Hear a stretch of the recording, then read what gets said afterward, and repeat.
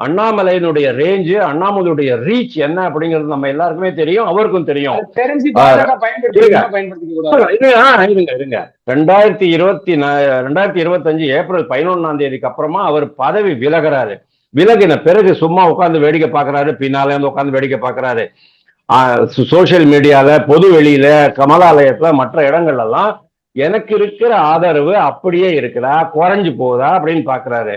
இன்னைக்கு 6-7 மாசத்துக்கு பிறகு ரொம்ப கிளியரா தெரியறது, அண்ணாமலையே உணர்றாரு. அத என்னுடைய ஆதரவு இன்னும் அப்படியே தான் இருக்கு, இதைத்தான் நம்ம கட்சி தலைமை பயன்படுத்திக் கொள்ள வேண்டும் அப்படின்னு அவர் பாக்குறாரு.